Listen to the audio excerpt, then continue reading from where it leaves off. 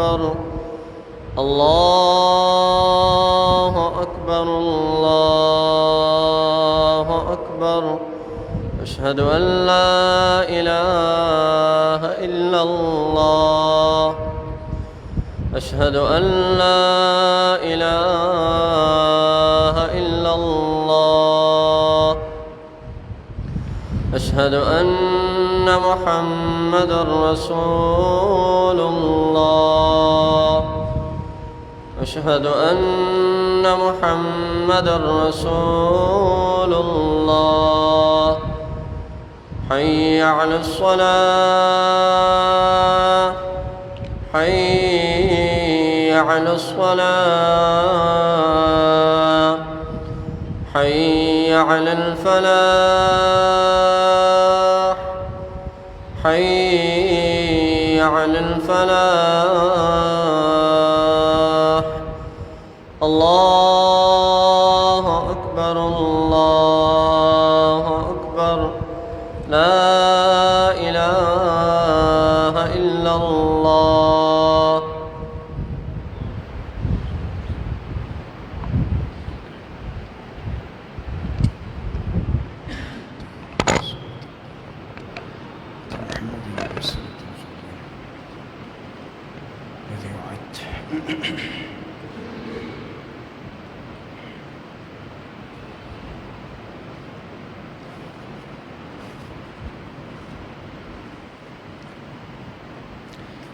إن الحمد لله نحمده ونستعينه ونستغفره ونعوذ بالله من شرور أنفسنا ومن سيئات أعمالنا من يهده الله فلا مضل له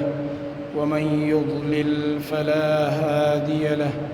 وأشهد أن لا إله إلا الله وحده لا شريك له وأشهد أن محمدًا عبده ورسوله. أما بعد فإن خير الحديث كتاب الله وخير الهدي هدي محمد صلى الله عليه وسلم وشر الأمور محدثاتها وكل محدثة بدعة وكل بدعة ضلالة وكل ضلالة في النار. أعوذ بالله السميع العليم من الشيطان الرجيم من همزه ونفخه ونفثه. إن عدة الشهور عند الله 12 شهرا في كتاب الله يوم خلق السماوات والأرض منها 4 حرم ذلك الدين القيم فلا تظلموا فيهن أنفسكم وقاتلوا المشركين كافة كما يقاتلونكم كافة واعلموا أن الله مع المتقين. الله سبحانه وتعالى دين كامل دين دے. قرآن کے اللہ رب العالمین فرمائی اليوم أكملت لكم دينكم. دا آیت چې میدان عرفات کې الله رب العالمین نازل کړو. الله سبحانه وتعالى په دې کې اعلان فرمایلی دی چې نن ورځ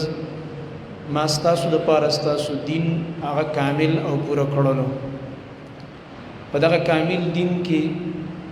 موږ او تاسو ته په مختلفو احوالو اوقاتو او په مختلفو مقاماتو کې خصوصي عبادات او د الله رب العالمین د بندګۍ هغه هدایات راکړې شوي دي. دا میاش چې د ذوالحجې میاش ده په دې کې د اسلام 5م رکن حج د بیت الله هغه ادا کیږي. مسلمانانو هغه ادا کړو. الله رب العالمین دې د ټولو نه قبول کړي. څومره مسلمانان چې هغه په دې کې شریکو دعاګانې به کړي ځان ته ټول امت مسلمه ته چې په هغې کې موږ ټول داخل یو هغه دعاګانې دې الله رب العالمین په خپل دربار کې قبول او منظور وګرځي. او الله سبحانه وتعالى دې حرمین شریفین د هغې حفاظت هم وکړي او الله رب العالمین دې د دې دروازې یو ځل بیا د ټول امت مسلمه دپاره کولاوي کړي. او دا کومې وباګانې دي بیماریانې دي او دغه رنګه نور مصیبتونه دي او یا د کفارو کوم سازشونه دي دا د الله رب العالمین په خپل فضل او کرم باندې ختم کړي او الله دې موږ له دې نه نجات راکړي. زما محترم ورونو، د ذوالحجې په دې میاشت کې ډېر ګڼ واقعات په تاریخ کې که موږ وګورو دا مخې ته راغلي دي. دا کوم آیت چې ما ولوستو دې کې الله رب العالمین فرمایي چې د اسلامي کال 12 میاشتې دي او دا د هغه وخت نه دا نظام را روان دی د کله نه چې الله رب العالمین دا اسمانونه او د ځمکه او د کائنات پیدا کړي دي. ان عدة الشهور عند الله 12 شهرا فی کتاب الله، یقینا شمار د میاشتو د الله په نس 12 دی. الله فرمایي 12 میاشتې دي فی کتاب الله، من د الله په قانون کې چې کوم الله نازل کړی دی په هغه قانون کې 12 میاشتې دي د څه په حساب؟ د سپوږمۍ په حساب. دا جنوري فروری والا نه، دا خو د انګریزانو میاشتې دي نه. دا اوس چې کومه د اسلامي کال 12مه میاشت د ذوالحجه دا به ختم شي او بیا به دې باندې اسلامي کال سر ته ورسیږي او بیا به د محرم نه نوی کال شروع شي. نو موږ چې دا هره میاشت د دې اول نه حساب کوو نو څه ته ګورو؟ سپوږمۍ ته ګورو. او دا داسې یو آسان حساب دی چې انپړ او زمیندار سړی هم پې پوهېږي، زنانه هم پې پوهېږي. ورته ګوري روزانه هره شپه ګوري دا سپوږمۍ، وایي دا د دومره ورځو ده ځکه زموږ سره ژوند دی. و یاره اندازه دا ده چې دا د اولې شپې ده، دا د دویمې ده، دا د درېمې ده. نو دا دین الله آسان کړی دی. په دې باندې الله فرمایي تاسو خپل شمار کوئ او د شمار دپاره مې درله دغه د سپوږمۍ په حساب چې کومې میاشتې دي دا مې درله مقرر کړي دي. د ذوالحجې میاشت د اسلامي تاریخ ډېره اهمه میاشت ده. دا هغه میاشت وه چې د رسول الله صلی الله علیه وسلم په مکه کې چې کله د مشرکانو د طرف نه حالات ډېر سخت شو، ظلمونه و د مشرکانو د طرف نه، نو د نبوت 12م کالو د نبی علیه الصلاة والسلام چې پیغمبري ورته ملاوه شوې وه او مشرکانو انتهایی ظلمونه زیات کړي وو. خو الله رب العالمین یو عجیب فضل او کرم وکړو. د الله مدد د مؤمنانو سره هر وخت شامل حالي او د پیغمبرانو سره الله مددونه کوي. او مخکنو کتابونو کې هم دا پیشنګویی موجود و د آخري نبی محمد رسول الله صلی الله علیه وسلم په باره کې چې دا نبی به هجرت کوي د خپل علاقې او خپل وطن او د کجورو او د تورو ګټو ځمکو ته به دا ځي او هلته به د هجرت کې به د هجرت ځي. مخکنو آسماني کتابونو کې دا خبره ذکر و ځکه چې رسول الله صلی الله علیه وسلم ته دا خبره هغه ورقه ابن نوفل هم کړې وه چې د مخکنو کتابونو عالم و ډېر بوډا شوی و چې کله په رسول الله صلی الله علیه وسلم په غار حرا کې اولنی وحی راغی او جبریل علیه السلام 3 ځله ولا زور ورکړو او د هغې د وجې نه په نبي صلی الله علیه وسلم باندې تکلیف راغو، تبه پې راغه، یخني پې راغه، د هډوکو درد او کور ته تشریف راوړلو. هغه اوږده واقعه ده انشاءالله که موقع ور روانه جمعه کې به د الله په توفیق ذکر کړو چې نبي علیه السلام ته د اولنی وحي څنګه میلاوېدل او څه حالات پې راغلل او په دې کې کم فواید دي. نو په هغه وخت کې خدیجه رضی الله عنها نبی علیه السلام ته تسلي ورکړه او د هغې نه بعد بیا بوتله د ورقه ابن نوفل خواته چې دا د دې د تره زوی کېدل او بوډا شوی و بلکل تر دې پورې چې د سترګو نظر یې ختم شوی. رسول الله صلی الله علیه وسلم نه چې کله تپوس وکړو په تا باندې کم حالات راغلي وراره ما ته خپل حالات ووایه. هغه چې ورته خپل حالات بیان کړه نو ورقه ابن نوفل ورته وایي دا په تا باندې هغه ناموس راغلی و جبریل علیه السلام یې ورته یادو چې کوم موسی علیه السلام ته راتلو وحي به ورته کوله او ته د الله آخري پیغمبر یې او ستا متعلق ما په مخکنو کتابونو کې دا خبره لوستلې وه ځکه چې دا ورقه ابن نوفل د مخکنو کتابونو عالم او دا انجیل وای د تکلک یادو په عبرانی ژبه هم پوهېده او په عربۍ هم پوهېده او د عبرانی ترجمه به په عربۍ کې کوله د انجیل د عبارتونو. نو هغه د نبي علیه السلام نښې لوستلې وي. نو بیا ورته وایي هو وراره کاش کې چې زه په هغه وخت کې ځوان وې بوډا شوی یم بله ورځ به مړی یم سترګو نظر مې هم ختم دی او د بدن طاقت مې هم ختم دی او خپې مې چې دی بس ګور ته دي وس د مرګ ورځې شمارم د ځان دپاره. کاش کې چې زه په هغه وخت کې ځوان وې او تکړه وې او زما په مټو کې زور وې چې دا د مکې خلک به تا د دې مکې نه وباسي او ته به د دوی د لاسه هجرت وکړي او د الله امر به تا ته وشي چې وځه، چې هغه وخت کې چې به تا به ډېر ظلم کېږي او ما ستا مدد کړی وی او زه ځوان وی په هغه وخت کې. دا هم یو ښایسته ارمان یې کړی د نبي علیه السلام د ملګرتیا یو د غیرت خبره خو یې کړې ده. نو رسول الله صلی الله علیه وسلم په دې خبره ډېر حیران شي چې دا خلک خو زما ډېر عزت کوي، ډېر احترام مې کوي، د دې که مشران دي او که کشران دي، که زنانه دي او که نارینه دي، هغه خو ما ته الصادق او الامین وایي چې دا ډېر رښتونی او ډېر غټ امانتدار دی، ما سره امانتونه ږدي، په ما باندې ډېر غټ اعتماد دی. نو دوی به ما څنګه له دې مکې نه وباسي؟ نو د الله نبي وفرمایل او مخرجیهم، آیا دا خلک به ما وباسي؟ دا د مکې والا. ورقه ابن نوفل ورته وایي او بالکل د هغې وجه دا ده چې ستا په شانته دعوت چې په دنیا کې چام پیش کړی دی، هر پیغمبر چې دنیا ته راغلی دی او د الله رب العالمین د توحید دعوت پیش کړی دی، هغه سره دشمنی شوې ده. هغه ته چا په غاړه کې هارونه نه دی اچولي. دا بر لوډ سپیکر بند کا، سپیکر بند کا. هغه ته چا په غاړه کې هارونه نه دی اچولي، هغه ته چا په لاره کې ګلونه نه دي شیندلي، د هغه چا هرکلی او استقبال نه دی کړی، بلکې خلکو ورسره دشمني کړې ده. او دا دشمني د چا سره شوې ده؟ دا د هغه چا سره شوې ده چې الله قرآن کریم کې ورته ګارنټي او سرټیفیکیټ ورکړی دی، وانک لعلی خلق عظیم. ای زما خوږ نبي، ته د اخلاقو په اوچته پیمانه باندې فایز یې، ستا اخلاق ډېر عظیم الشان اخلاق دي. الله سبحانه وتعالی چې چاته د داسې اوچتو اخلاقو ګارنټي ورکړي، د دې بیا څه وجه ده چې خلکو سره دشمني کوي؟ قسم په الله دا د حق ویلو خبره ده. د حق ویلو په نتیجه کې نبی علیہ السلام ته کنزل کېده، پراپیګنډې کېدلې، دشمنی کېدله، تشدد کېدلو، ظلم او بربریتو، او د خپل ملک نه بالاخر په دې مجبوره کولو چې هجرت وکړي. دا چې د هر څومره اوچت اخلاقي ستا، هر څومره په ښایسته او په اخلاقي انداز کې ته مسله بیانې، خو چې کله هم حقه مسله بیانې، نه به د دې خبرې نه یریږي، نه به د دې پروا ساتي چې خلک به څه وایي، ځان به مخکې نه دې ته تیار کړي ذهني طور چې خلک به کنزل کوي، خلک به مخالفت کوي، خلک به پراپیګنډې کوي، خلک به ردې بدې وایي. خدا به د هغه ذات دپاره برداشت کوم چې د کوم ذات دپاره زه دا دعوت کوم او د چا توحید بیانوم. رسول الله صلی الله علیه وسلم باندې دا مشکلات ډېر زیات شو. نو 12 کالو د پیغمبرۍ د نبی علیه السلام په مکه کې د الله مدد ته وګوره. نبی علیه السلام ګرځي او په دې میلو د مکه کې چې دا حج ورځې به راغې، دا حج د جاهلیت د زمانې نه کېږي. نو دلته به مختلف خلک راغی، جزالکه دلته خلک راغونډېږي د مکې ته، نو دا بازار به یې ولګولو،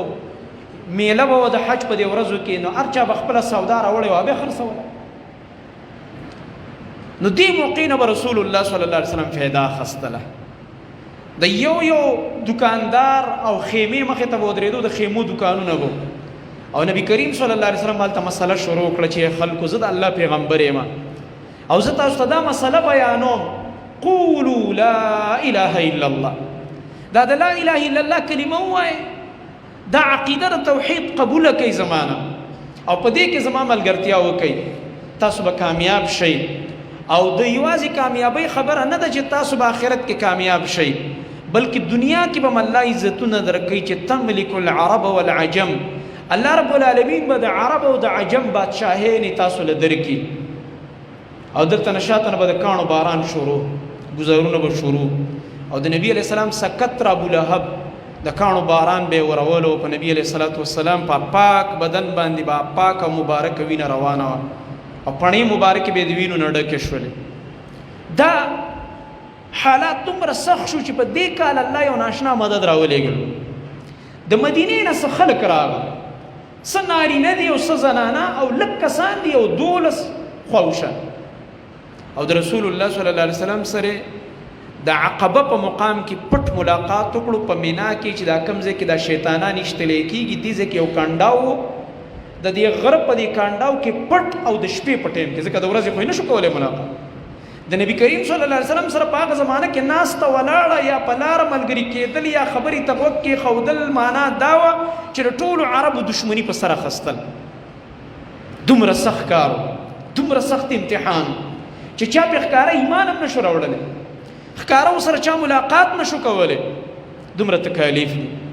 نو د شپې د ملاقات پروګرام خفیه کې ایښودی شو چې د شپې به د رسول الله صلی الله علیه وسلم سره موږ په فلاني کنډاو په غر کې میلاویږو او ملاقات وکړو.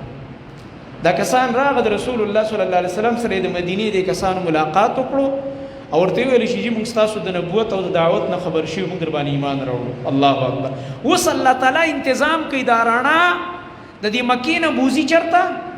مدینې ته.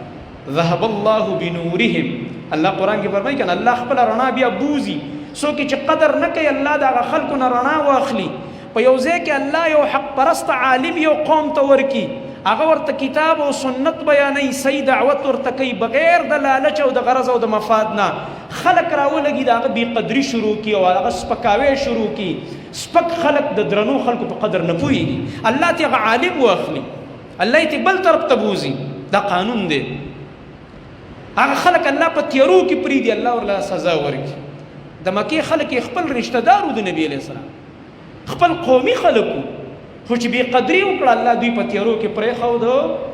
او نبی کریم صلی الله علیه وسلم ته الله رب العالمین مدینې ته بوت. خو په دې کال دا کسان کم پر روان کال لپاره بیا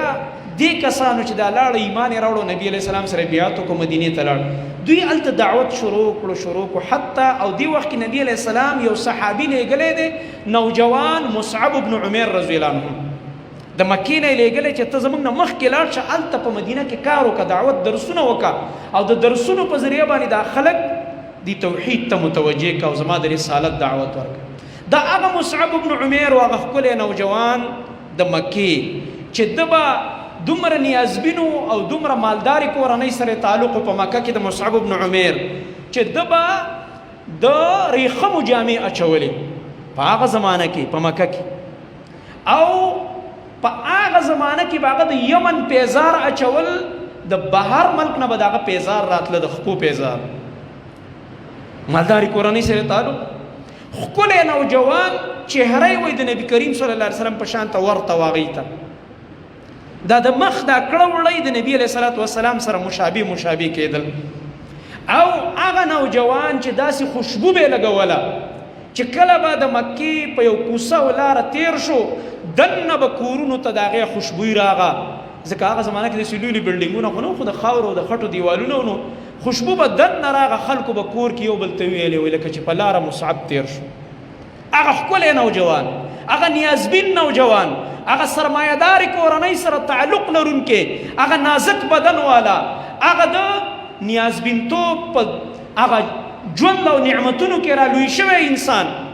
چې کله په رسول الله صلی الله علیه وسلم باندې ایمان راوړو. الله اکبر. امتحان د دې مؤمن سره لګېدلی دی، د ایمان سره مشکلات او مصائب لګېدلي. الله قرآن کې په تاکید سره قسم کړی ولنبلونکم، الله وایي خامخا به امتحانونه په تاسو راځي مؤمنان په یو شکل او بل شکل. دې مصعب بن عمیر رضی الله عنه چې کله مور پلار خبر شو چې ایمان یې راوړی دی، د کور د طرف نه اقتصادي پابندي ولګېدله، خرچه بنده شو. الله اکبر. د ریخمو جامې هغه په شلیدلي ټاټ باندې بدلې شوې، هغه خوشبو او هغه قیمتي عطر هغه د خولو په بوی باندې بدل شو، او هغه قیمتي پیزار چې د یمن نه راتله د هغې په ځای به د مکې په دې کاڼو کې پیدل ګرځېده، خپې بله خپې به ګرځېده. تکالیف، مشکلات، د کور د طرف نه ورته پیغام راغو که چېرته د محمد رسول الله صلی الله علیه وسلم دا لاره پرېښوده او بیرته د پلار نیکه لاره اختیاره کړه، د مخکې نه درله زیاته خرچه درکو، د مخکې نه درله زیات سهولتونه درکو، خو د محمد لاره پرېږده صلی الله علیه وسلم. هغه ورته وایي قسم په الله که د هغه ریخمو په کپړو کې او د یمن په پیزار کې او په هغه قیمتي خوشبویانو کې ما دا خوند څکلی او دا مزه مې محسوس کړې وه چې کم خوند او کم لذت او کمه مزه ما د محمد رسول الله صلی الله علیه وسلم په دې پاک مجلس کې محسوس کړی، دا زه چېرته پرېږدم د نبي علیه السلام ملګرته. او دا هغه نوجوان دی چې د رسول الله صلی الله علیه وسلم نه مخکې هجرت کړی دی. د الله نبي ورته مصعب ته زه زموږ نه مخکې لاړ شه، ته په مدینه کې دعوت شروع وکړه، درسونه وکړه، دا نوجوان ورته دا نه وایي د الله نبي یو طرف ته د پلار مور نه کور نه جدا شوم، اوس مې د مکې نه لرې کړې وه، هغه مدینې ته به ځمه. او د هغه زمانو خو داسې مزلې نه وي لکه دا اوس چې ته د مکې نه مدینې ته ځې یا د مدینې نه مکې ته راځې او په ګاډي کې د اے سی په ګاډي کې کښېنې او شیشه په ځان پسې وخېږې او په پوس سیټ باندې ناستې او ښه د مزې شپږ یا 7 ګنټې بعد بیا ته دغه ځای ته رسېدلی. د مشکلاتو لاره وه، 9-10 ورځې مزل او په لاره کې شپې او ورځې او د موسمونو تکلیفونه دا راتلل، دا تکالیف یې برداشت کړ، دا اړلو مدینې ته دعوت کړ. را روان کال په 14 کال د نبوت باندې الله رب العالمین یو ښکلی انتظام بل وکړو د رسول الله صلی الله علیه وسلم د هجرت دپاره یو لاره برابره شو. څه د پاسه 80 کسان د سیرت په کتابونو کې 82 پورې راځي، دا کسان راغه نو د مدینې نه حج ته راغه او بیا په دقه خفیه ځای کې د شپې د ملاقات دپاره ټیم مقرر کړلو. رسول الله صلی الله علیه وسلم سره میلاو شو او په دې دویم ملاقات کې چې دا نور مسلمانان هم پکې دي نوي او ایمان یې راوړو، کلمه یې ویله. رسول الله صلی الله علیه وسلم ته عرض کوي اے د الله خوږ نبي، من خبرېږو چې دلته په تاسو او ستاسو په ملګرو ډېر سخت مشکلات دي، ډېر سخت تکالیف دي، ژوند هم د مصیبتونو او د امتحانونو سره مخامخ دی. زمونږ د طرف نه دا دعوت قبول کړئ چې زمونږ ملک ته راشئ او هجرت وکړئ. اوس هغه چې مخکنو آسماني کتابونو کې کومه پیشنګوي وه هغه اوس پوره کېږي لګیا دی. او دې نه مخکې د هجرت باره کې ایتونه نازلېږي او ذهنسازي د صحابو شروع ده چې ګوره که چېرته د ځمکه در باندې تنګه شوه او د الله عبادت ته چا نه پرېښودی، د الله لپاره به ځئ هجرت به کوئ. د هجرت ایتونه نزول شروع دی په مکه کې، تربیت او ذهنسازي شروع ده. په دې ملاقات کې د رسول الله صلی الله علیه وسلم تره ناست عباس، یو خيار جرګمار او ډیر یو انتهایی دوراندیش انسان، مشر سړی دی او پر رسول الله صلی الله علیه وسلم باندې ودی ایمان راوړی، خو ایمان ښکاره کولو نه پټ کړی و. دې وجه نه دی په بدر کې د مشرکانو سره متلی دی، په لښکر کې د مسلمانانو په مقابل کې چې په قیدیانو کې ونیولی شو، فدیه یې اخیستی کېده قیدیانو نه. نبي علیه السلام ته ده ویلې عباس چې ګوره وراره ما خو در باندې ایمان راوړی، خو هسې هغه قومي لښکرونه زه هم پکې راغلم. نبي علیه السلام ته وفرمایل تره د کافرو په لښکر کې راغلی حکم به په تام جاري کېږي، فدیه به ورکې. او الله ایتونه نازل کړه په سورې انفال کې چې کم کسان هغه مؤمنان دي او په زړونو کې خیر دی، نن چې ته کومه فدیه واخیستی شو الله ته پته د الله به د دې نه غوره بدله ورکړي. او بیا ولا وروسته الله تعالی دا بدله څه کړه؟ عباس لی ورکړله. په مدینه کې چې کله بیا ډېر غنیمتونه راغله په هغې کې بیا دته هغه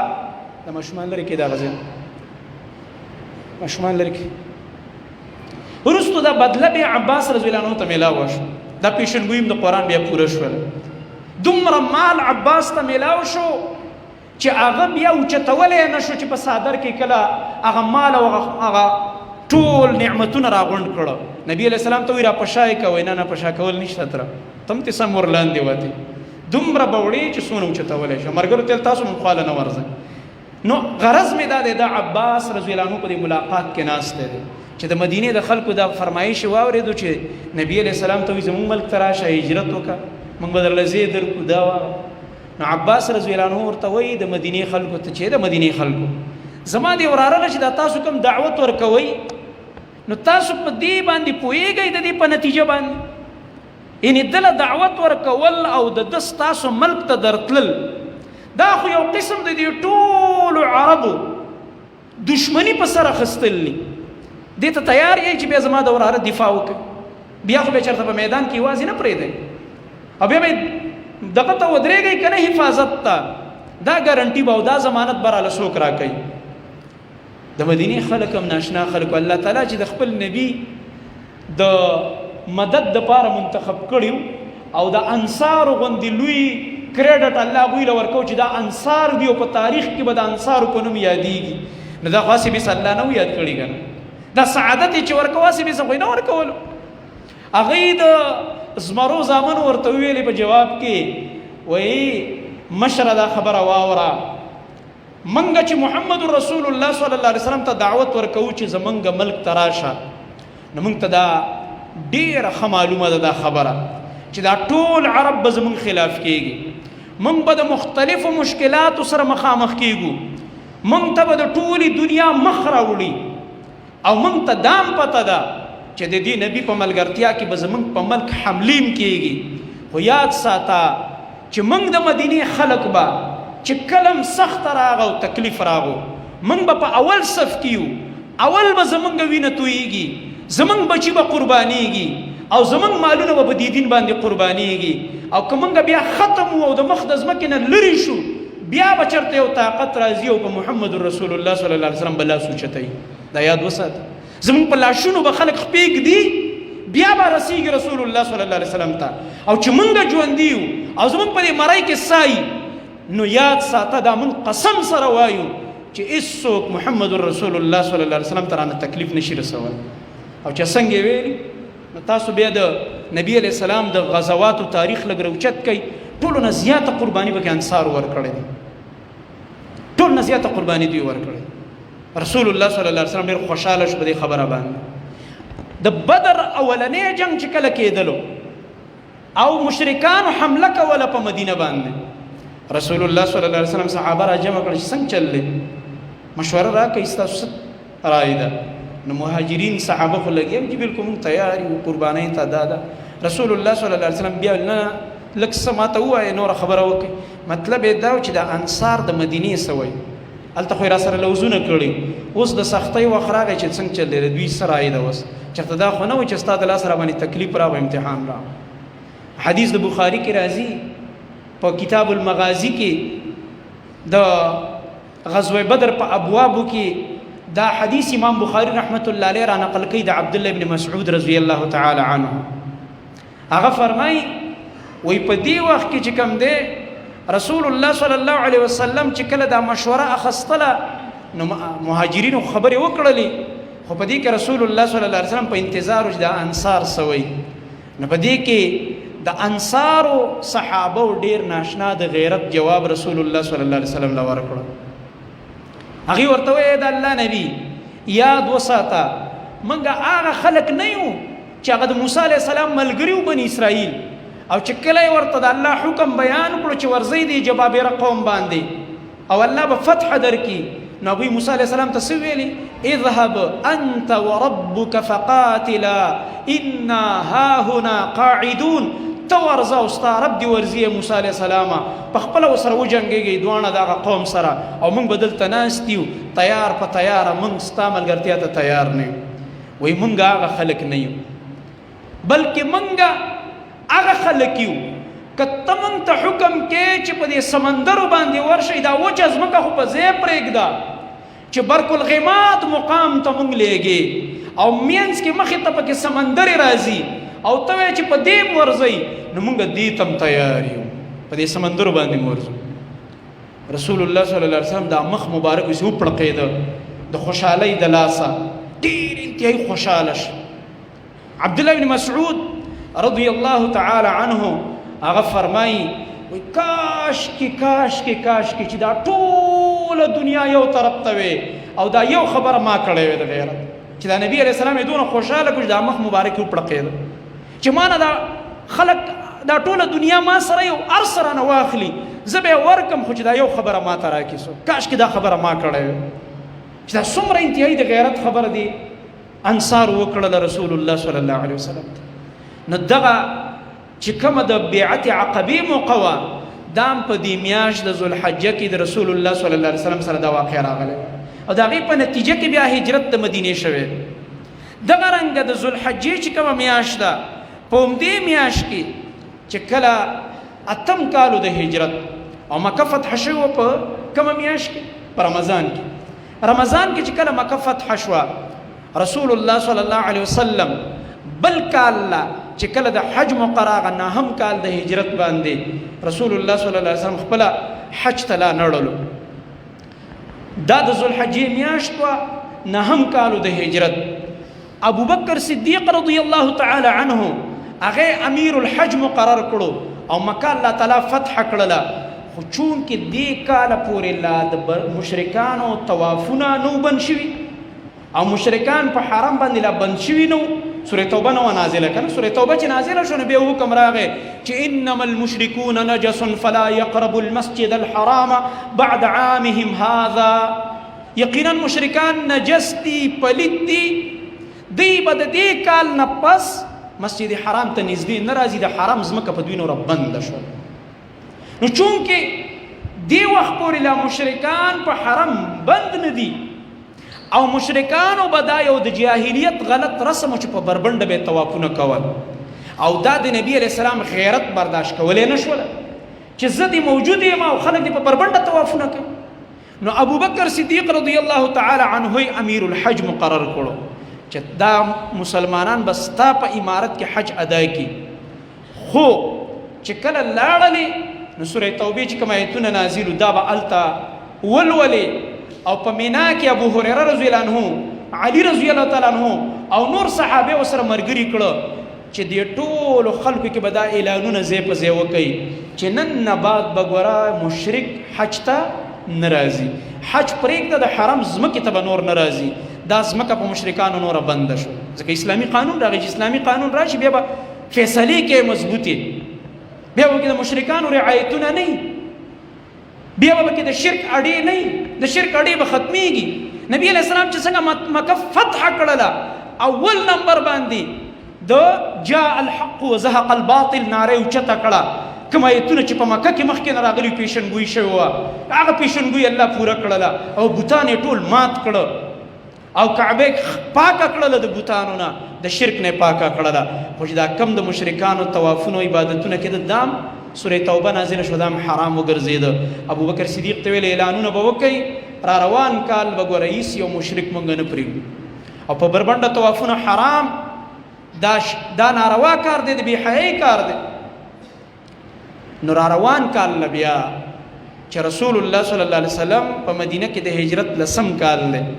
او په دغه کال بیا نبی صلی الله علیه وسلم وفات شوی. حج چې کله نبی علیه السلام وکړلو پر روان کال لسم کال د هجرت باندې بیا د رسول الله صلی الله علیه وسلم سره په دې مخ د ځمکه باندې یو مبارک جماعت او د ټولو نه یو مزیدار او پرنوره قافله د صحابه کرام رضی الله عنهم را روانه شوله. د 100,000 نه زیات کسان دي، تاریخ کې تعداد مختلف ذکر کیږي خو د لاک نه بره مجمع ده.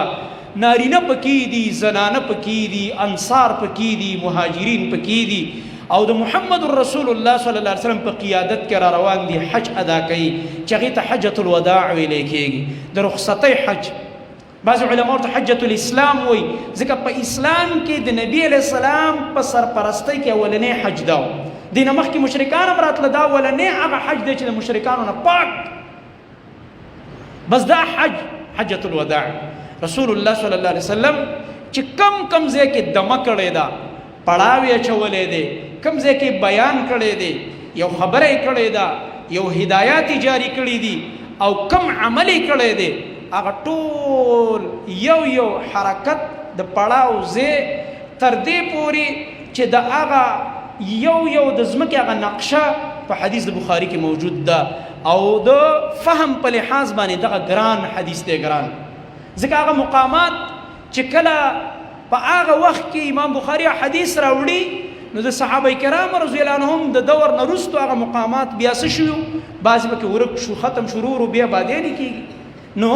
اوس خو بالکل نشته دی. نو نبی علیه السلام وایي داسې ځای کې پړاو واچو، د لارې نه ښي طرف ته لاړو، داسې غټه ونه ولاړه او د هغې د لاندې دغه شو دا او دا، خو نن نشته که نه. نو دې وجې نه استادان چې کله هغه حدیث پړاوی صرف د الفاظو معنا کوي خو په سمج کې زمونږ ځکه نه راځي چې هغه ځایونه نشته دی اوس چې د لارې نه داسې طرف ته شو داسې شو. کومه لاره وه دا موجوده لاره خو نه ده چې کومه د مدینې دا مین روډ دی، هغه نورې هم د صحراونو لارې وي، د تکالیفو لارې وي، د مشکلاتو لارې وي، د 9 ورځو تقریبا مزل دی، د نبی علیه السلام سفر دی، هغه ټولې ذکر کړی دی تر دې پورې چې رسول الله صلی الله علیه وسلم بیا تلی دی او د مکې د حرم د ځمکې نه بهر یې پړاو اچولی دی او بیا د هغې نه بعد نبی علیه السلام بیا په سباله غسل کړی دی او بیا حرم ته ور داخل شوی دی او بیا د هغې نه بعد تلی دی او مسجد حرام ته داخل شوی دی او تر دې پورې چې بیا د حج نه فارغ شوی دی او تر دې پورې چې یاره رسول الله صلی الله علیه وسلم را داخل شو په کوم طرف باندې مکې ته او ووتلو په کومه لاره باندې، دا ټوله نقشه ذکر ده چې نبی علیه الصلاة والسلام هغه د مکې د بره طرف نه راغو چې کله حج ته راتللو او چې وتلو نو په دې ښکته لاره باندې ووتلو او اخري پړاو یې په وادي محسب کې وکړو د مزدلفې سره نږدې دلته اخري پړاو وکړلو او دینه بعد بیا د مکې نه ووتلو چې کله مدینې ته سفر کول. دا ټول تفصیلي ذکر دی. رسول الله صلی الله علیه وسلم دغه حجۃ الوداع دا په دې میاشت کې دغه حج ادا کړل او مسلمانانو ته خلک وی جنیوا کنوینشن انسانی حقوق فلان حقوق دروغ وی چې څوک د دې حقوقو څومره ډېرې نارې وی د ټولو نه زیات انساني حقوق هغه خلکو په اعمال کړو. وی ګوري تاریخ او ریکارډ روچت یورپ چغې وی امریکا چغې وی مغرب چغې وی تش یو دوکه ده یو فراډ دی انسانیت ورځ په ورځ د تذلیل سره مخامخ دی. د دې موجوده نظامونو په نتیجه کې انسان ذلیله زنانه ذلیله ماشومان ذلیله دغه رنګه که څوک وایي چې یاره لیبر حقوق او د مزدوران حقوق مزدوران ورځ په ورځ ذلیله او د خپل حقوقو دپاره چغې وایي رمباړې وایي څوک یې اواز اورېدونکی نشته. حقوق صرف اسلام ورکړي حقوق هغه کمزورو طبقاتو له صرف او صرف محمد رسول الله صلی الله علیه وسلم ورکړي او عملاً یې ورکړي. د الله نبی صلی الله علیه وسلم په خپله ودرېدلی دی خپل ځان یې قصاص ته پیش کړی دی. ای زما ملګرو واورئ ټول که ما د چا سره څه قسم زیاتی کړی نبي علیه السلام چا سره زیاتی کړ اخو رحمت للعالمین انسانان خو پرېږده په زناور او سارو باندې هم رحم کړی دی خو بیا هم دې ته وګوره دې ته نظام وایي او دې ته د مسلمانانو مشر وایي او دا د پیغمبر اخلاق دی او دی کردار دی. ای ملګرو واورئ که زما د طرف نه د چا څه قسمه دلازاري شوي زما د طرف نه کم تکلیف هغه ته رسېدلی زه حاضر یم راشئ ما نه بدل واخلئ او په دې میدان یې رانه واخلئ. الله دا و محمد رسول الله صلی الله علیه وسلم هر چا ته یې د هغه حق ورکړی دی که ماشومان دي که زنانه دي که مزدوران دي او دغه رنګه که حاکم دی او که رعیت دی که ښځه ده که خاوند دی که والدین دي او بچي دي که ګاونډ دی او ګاونډیان دي دا ټول حقوق دا رسول الله صلی الله علیه وسلم ذکر کړي. او په دغه چې کومه خطبه نبی کریم صلی الله علیه وسلم په دغه حج کې ورکړې ده د حجۃ الوداع په موقع باندې په میدان عرفات کې او هغې نه بعد بیا په یوم النحر باندې خطبه کړې ده. امام بخاري رحمت الله علیه خطبات را نقل کړي دي. په مینا کې نبی علیه السلام وعظ او نصیحت کړی دی هغه چې ته وګورې ټول پکې حقوق دي ټول پکې د کمزورو خلکو حقوق ذکر کړي دي. رسول الله صلی الله علیه وسلم صحابه کرامو ته فرمایي ای زما ملګرو تاسو د مونځ ډېر خیال وساتئ. د مونځ نبی علیه السلام تذکره کوي الصلاة وما ملکت ایمانکم او هغه چې ستاسو ښي لاسونه مالکان دي منه ستاسو غلامان دي ستاسو وینځې دي د هغې حقونه یې ذکر کړو د غلامانو د وینځو حقونه ادا کړه د یتیمانانو حقوق یې ذکر کړه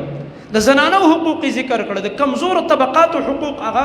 رسول الله صلی الله علیه وسلم هغه ذکر کړه. دا داسې یو جامع خطبه رسول الله صلی الله علیه وسلم هغه ولوستله. دا دې ذوالحجې په میاشت کې دا ټول واقعات راغلي. یو واقعه چې هغه په دې کې بیا راغلی ده په اخره کې دغه په دور کې د عمر فاروق رضی الله تعالی عنه په دور کې عمر فاروق رضی الله تعالی عنه چې کوم حکومت کړی دی خواوشا لس کاله کم و بیش دا دور حکومت نن د ټولې دنیا حکمرانان خامخا دا تاریخ پړاوی او د دې نه فایده اخلي که کافر حکمرانان هم هغه دا پړاوی هغه ګوري دا څنګه حکومت یې کړی یعنی په دنیا کې دا ناشنا حکومت تیر شوی د عمر فاروق رضی الله تعالی عنه د عدل او د انصاف یو عجیب هر قسم فتنې ختم کړل او هر چاته د هغه حق د هغه دروازې ته ورسول او تر هغه پورې به د عمر فاروق رضی الله عنه نو د کېدلو د شپې سو پورې چې به مدینه نه ووده شوی چې کله پورې به د مدینې د کورونو نه د خبرو آواز راتلو عمر فاروق رضی الله عنه به نه وده کېدلو او په دې کوڅو کې به ګشت کوو د شپې او یو کور ته به غوږ کېښوده که داسې یو مشکل وي ضرورت وي تکلیف وي یا شرمېږي باید سړی د خپل عزت نفس د وجې نه یو خبره نشي کولی چاته یا د بل څه رکاوټ د وجې نه ما ته خپل تکلیف نشي ویلی چې زه ترې ځان خبر کړم او بیا به صحراونو د مدینې ته ووته که کومه قافله د مسافرو تېرېږي او چاته تکلیف وي د شپې یا د خوراک د هغې بندوبستونه به هم کول د شپې ټوله مدینه به چې کله ښه په آرام باندې اوده شول هغې نه بعد به عمر فاروق رضی الله عنه اوده کېدل هغه عمر فاروق رضی الله تعالی عنه د هغه په باره کې راځي وایي دعا به یې کوله حدیث امام بخاري رحمت الله علیه هم راوړی صحابه وایي دې دعا ته موږ حیرانېدلو چې دا عجیبه سړی دا څنګه دعا کوي هغه به دا ویلې وایي اللهم ارزقني شهادة في سبيلك واجعلها في بلد رسولك یا الله ستانه ستا په لاره کې شهادت غواړم او دا شهادت در نستا د رسول په دې ښار په دې مدینه کې غواړم الله اکبر صحابه مونږ به حیرانېدو په دې چې دا خو امن او امان دی او په ټوله دنیا باندې اسلام غالب شو روم او فارس هم شکست وخوړو زمونږ هغه مسلمانانو خو هغه ځایونو پورې ورسېده امن او امان دی او مدینه خو بیا مرکز دی د مسلمانانو دارالحکومت چې دارالخلافه هغه مدینه وه نو دلته خو بالکل امن او امان دی دلته په تا پسې څوک راځي چې لا تا به شهید کوي او ته دا دعا غواړي چې الله ماله شهادت راکړه او په مدینه کې راکړه د نبي په ښار کې راکړه شهادت غواړي خو لاړ چې په روم کې جنګونه روان دي په فارس کې جنګونه روان دي هغه قافله کې شریک شه د مجاهدینو خو چې څوک په رښتیا باندې دعا کوي الله رب العالمین ورله قبلوي یوازې دا نه چې عمر فاروق رضی الله عنه ته په مدینه کې شهادت میلاو شو بلکې د نبی علیه السلام په مصلا ولاړو هلته ورته شهادت میلاو شو د سار مونځ د دې ذوالحجې د میاشتې اخري هفته روانه ده اخري شپې د میاشت ختمېدو والا ده او عمر فاروق رضی الله عنه د سار مانځه ته مخکې شو او په دې دوران کې یو صحابي دی مغیره ابن شعبه رضی الله تعالی عنه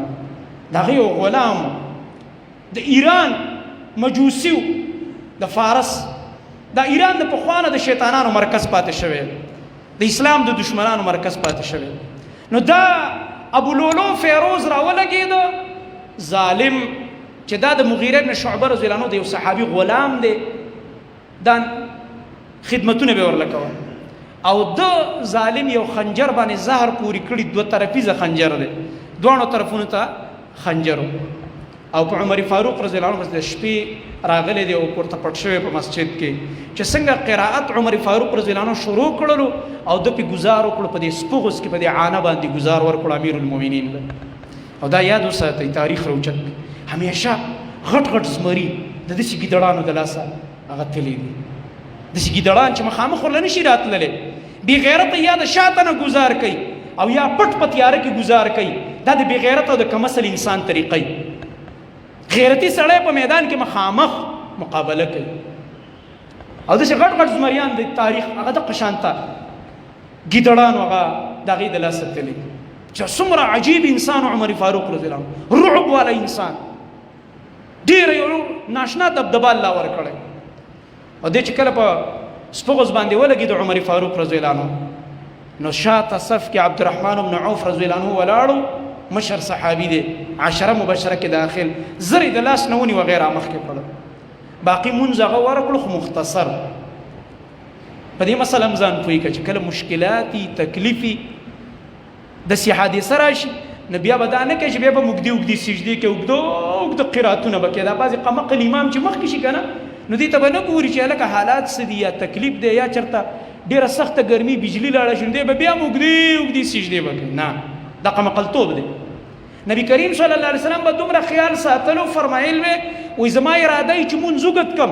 خو زنانه به راتلې مسجد نبوي ته وی یو ماشوم جړا واورم نو زه وایم چې مور ته تکلیف ونه رسېږي د دې ماشوم د جړا د لاسه مونځ مختصر کړم واوره د نبي علیه السلام نه چل زده کړه طریقه زده کړه رسول الله صلی الله علیه وسلم دا تربیت صحابو له ورکړی نو دې وجې نه عبدالرحمن بن عوف رضی الله عنه د سهار مونځ زر زر یې وکړو مختصر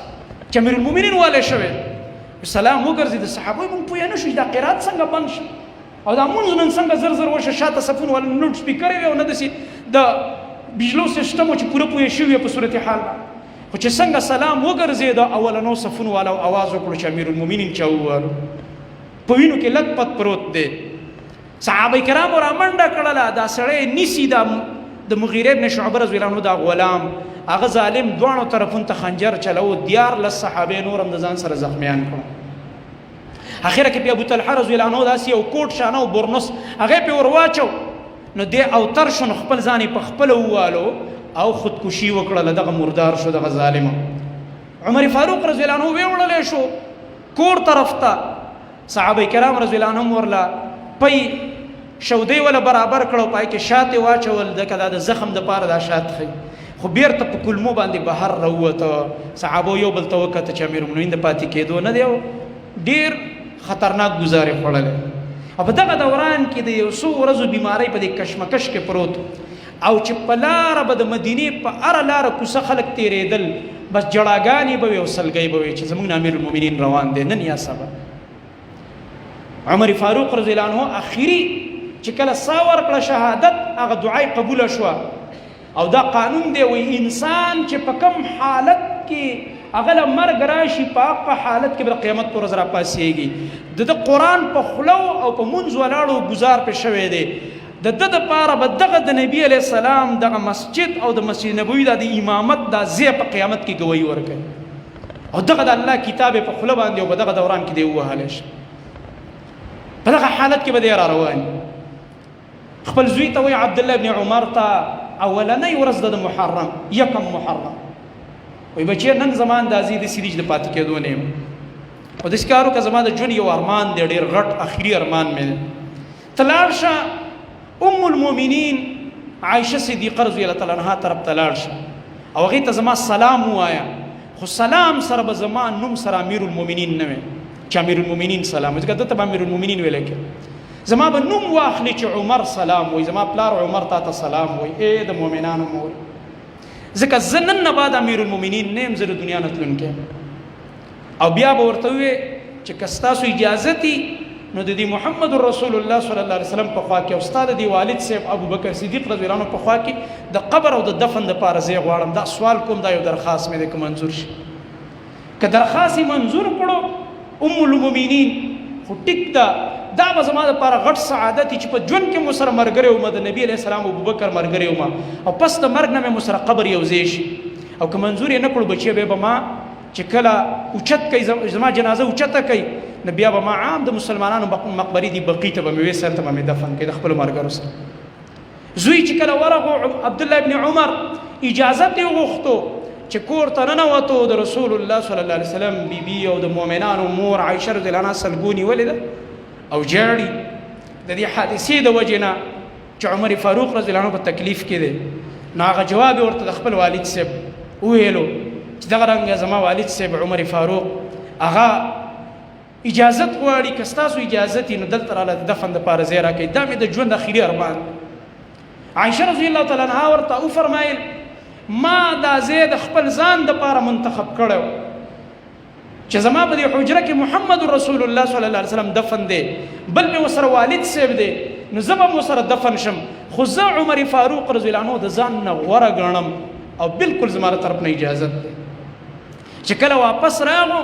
عمر فاروق رضی الله تعالی عنہ ته زیره راوړو چې پلار استاسو هغه درخواست هغه قبول شو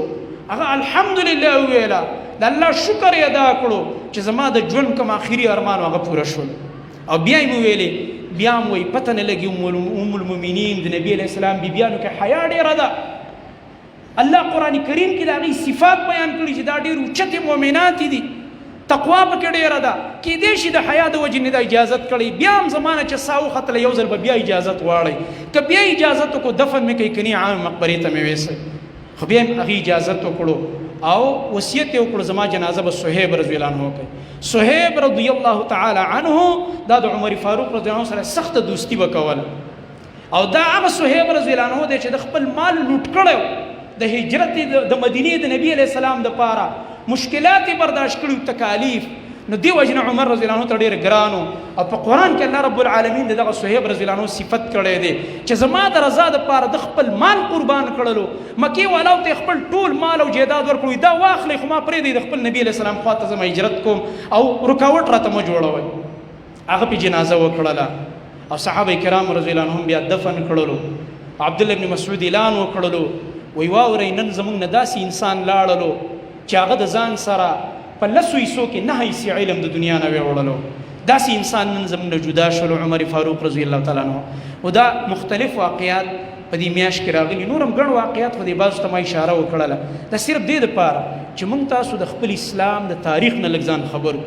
خاص کر دا چې کوم زموږ تعلیم یافته نوجوانان ملګري دي د دې خپلو د نبی علیہ السلام سیرت او د صحابه کرام رضی الله عنهم دا تاریخ لګو ګورئ.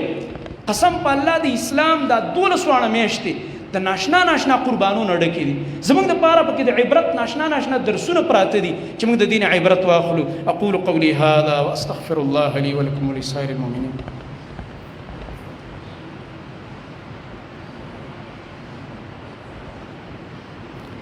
إن الحمد لله نحمده ونستعينه ونستغفره ونعوذ بالله من شرور أنفسنا ومن سيئات أعمالنا.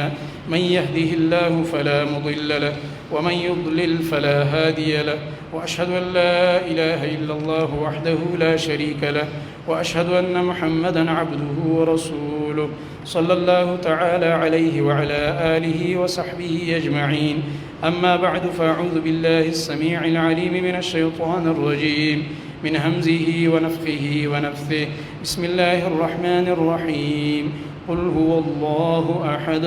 الله الصمد لم يلد ولم يولد ولم يكن له كفوا أحد. دا بعضی سوالونه چې دي جوابونه بیا بل موقع کې ان شاء الله ټیم پوره دي. او بل د یو ملګری دا سوال کې دي نن خطبه سره متعلق دی چې د ابو لولو فیروز وای څنګه مسجد ته راتلو ولې منزل راتلو دا مسلمانو نه دا منزل نه راغلی دا مجوسیو کافرو د یو صحابي غلام تاسو د مغیره بن شعبه رضی الله عنه او د موږ لپاره نه راغلی بلکې دغه د عمر فاروق رضی الله عنه د شهادت لپاره راغلی دغه د قتل لپاره راغلی ورنه نور هغه کافرو ځکه بیا الحمدلله ویلې و عمر فاروق رضی الله عنه تاسو کو زه چاوالم دا گزار را باندې چا کړی چا ورته د مغیره بن شعبه رضی الله عنه غلام ابو لولو فیروز اوس ول په ایران کې غټ دربار جوړ کړی بابا ابو لولو ته ویو توافونه تکیږي غټ بابا یې جوړ کړی دا وی بابا دی ځکه چې غوی له کارنامه کړی ده کنه نو هغه عمر فاروق رضی الله عنه په دې خبره اوریدو الحمدلله چې د کافر د لاس ولګیدم چې زما د قتل په جرم کې سبا کوم مسلمان الله جهنم ته خدای ونه لګم چې مسلمان د لاس نیم لګیدل دا کافر خو مسلمانان سره د کافرانو غلامان خدمت د پاره مدام په مدینه کې اوسېده نو ابو لولو فیروز مجوسی او کافر او صفونه برابر کړ